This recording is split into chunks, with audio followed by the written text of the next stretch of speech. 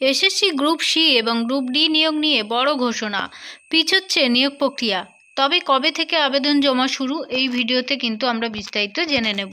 এসএসসিতে নবম, দশম এবং একাদশ দ্বাদশে শিক্ষক নিয়োগ নিয়ে পরীক্ষা হয়ে গিয়েছে।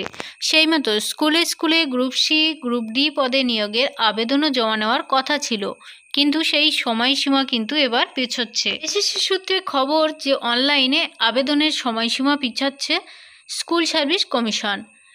গতকাল অর্থাৎ 16ই সেপ্টেম্বর থেকে অনলাইনে আবেদন প্রক্রিয়া শুরু করার কথা থাকলেও আপাতত তা হচ্ছে না, এমনটাই নোটিশ দিয়ে জানালো স্কুল সার্ভিস কমিশন।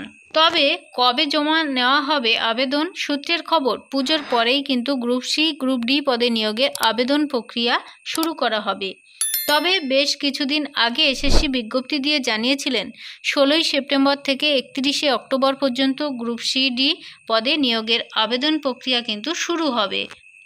কিন্তু এখনই শুরু হচ্ছে না আবেদন প্রক্রিয়া, আপাতত সেই প্রক্রিয়া পিছিয়ে দিল স্কুল সার্ভিস কমিশন।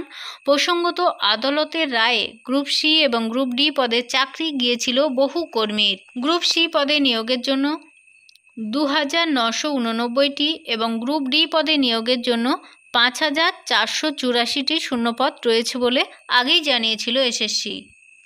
অনেক ধন্যবাদ ভিডিওটা দেখার জন্য, সঙ্গে থাকবেন পরবর্তী আপডেটের জন্য।